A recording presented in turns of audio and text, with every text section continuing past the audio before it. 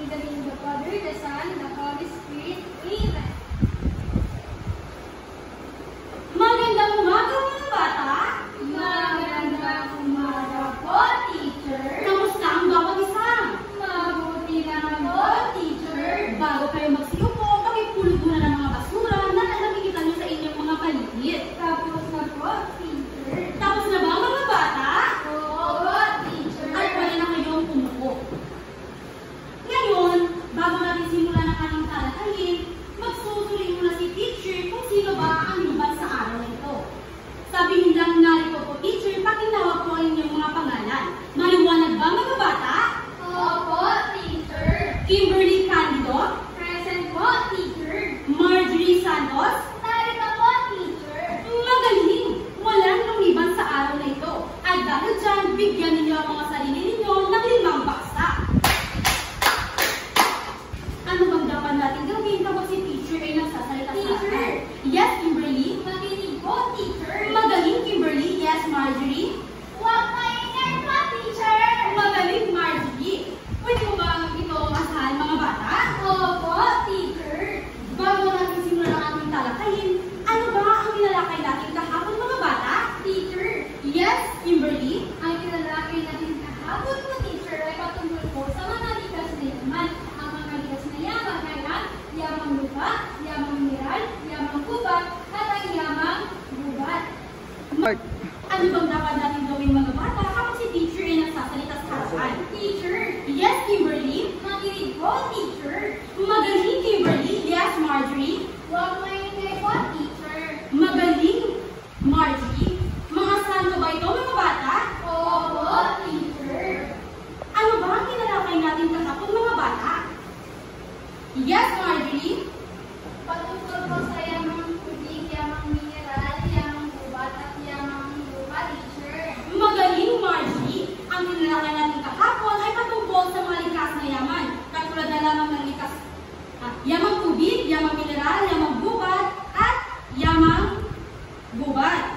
Ang mga tinalakay natin kahapon ay tungkol sa mga likas na yaman. Katulad na lamang ng yamang lupa, yamang tubig, yamang mineral, at yamang gubat. Ngayon naman, ano ba ang mga nakikita niyo sa harapan mga bata? Teacher. Yes, Kimberly? Nagtatanim po ng puno, teacher. Magaling, Kimberly. Yes, Marjorie? Malalaga po, teacher. At may mga batang nasa daan po, teacher. Magaling, Marjorie. At ito ang pamantayan natin, teacher, ay teacher na. Mga bata, ano ba ang nakikita niyo sa harapan? Teacher. Yes, Kimberly? Sa pangkat isa po, teacher, sila po ay nagtatanim ng puno po. Magaling, Kimberly. Yes, Marjorie? Sa pangkat 2 naman po, teacher, ay isang balota po, teacher. Magaling, Marjorie. Ano ba, mga bata? Yes, Kimberly? Sa pangkat 3 po ay nag-aaral po, teacher. Magaling, Kimberly. Yes, Marjorie?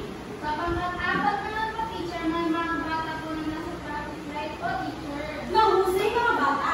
At ito ang tinatawag natin chart ng insentibo. Tungkulin mo, gawin mo. Ang pangkat-isa ay kumakatawan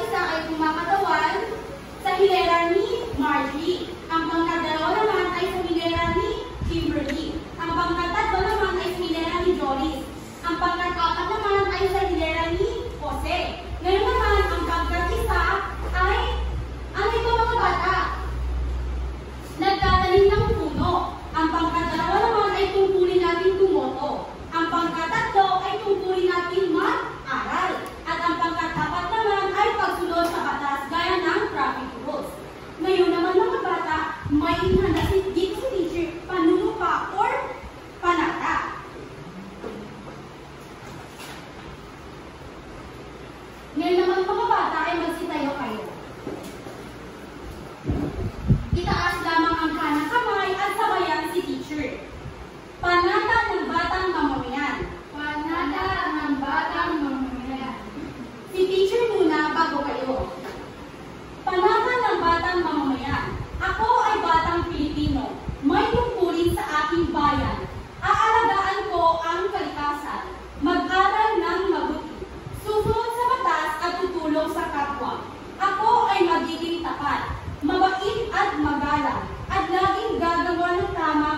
walang nakatingin. Ako ay mamamayan, maliit man ako ngayon, may malaking ambag ako sa kinabukasan ng bayan. Maliwanag ba mga bata? Opo, teacher. Ngayon ay sabayan niyo si teacher. Panata ng batang mamamayan. Panata ng batang mamamayan. Ako ay batang Pilipino. May tungkulin sa aking bayan. Aalagaan ko ang kalikasan. Mag-aaral ng mabuti. Susunod sa batas at tutulong sa kapwa. Ako ay magiging tapat, mabait at magalang. At laging gagawa ng tama kahit walang nakatingin. Ako ay mamayan. Maliit man ako ngayon, may malaking ambag ako sa kinabukasan ng bayan. Magaling mga bata, wala na kayong upo. At ano ang napapansin ninyo sa panata ng batang mamamayan? Ano ang napapansin ninyo sa mga linya na ito? Yes, Kimberly? Aalagaan ko ang aking kalikasan po, teacher. Magaling, Kimberly? Yes, Marjorie? May mga tungkulin sa aking bayan, kagaya ko sa aral ko ng mabuti, teacher. Magaling, Marjorie?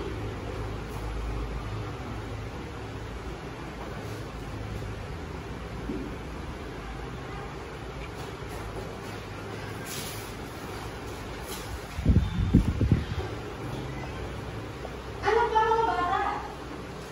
Yes, Kimberly? Mabait at magalang po, teacher. Magaling, Kimberly. Ano pa? Yes, Marjorie? At lagi kong nagawa ng tama kahit walang nakatingin po, teacher. Magaling, Marjorie.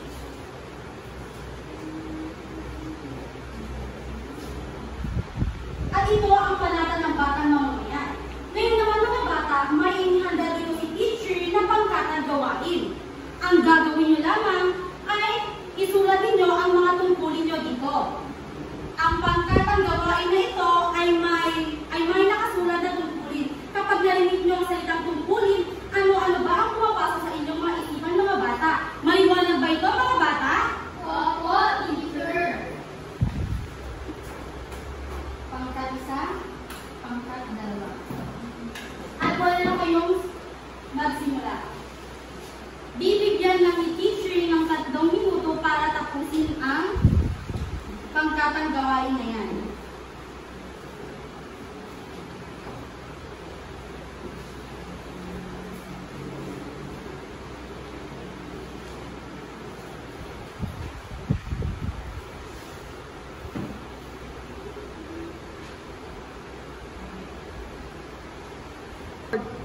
Tapos na ba mga bata? Opo, teacher. At pumili kayo ng isang representante na itatala ang inyong mga ginawa. Maliwanag ba mga bata? Opo, teacher. Magsisimula tayo sa pangkat isa.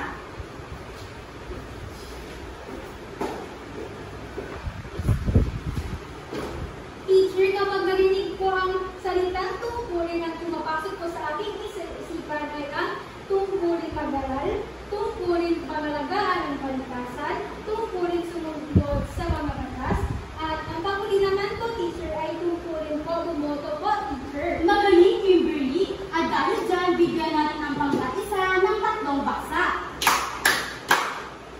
Sunod naman ang pangkat 2.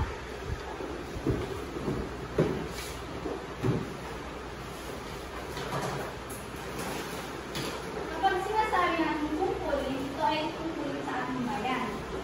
Meron din yung tungkulin sa laging nagawa ng tama kahit walang nakatingin.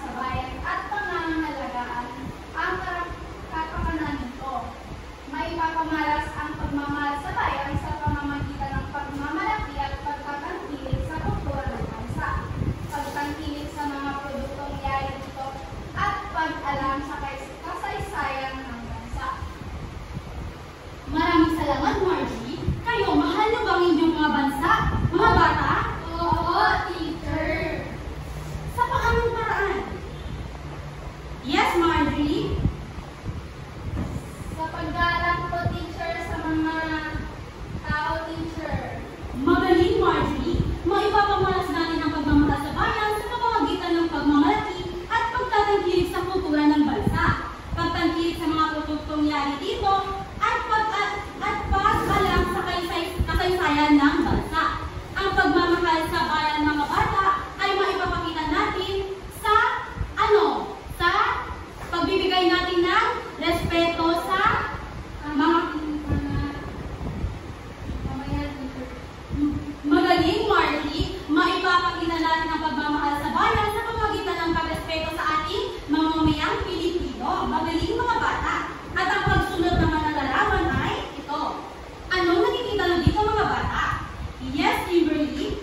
Pinapakita ko sa larawan ko, teacher, ang pagtanggol sa bansa ko, teacher. Magaling, Kimberly.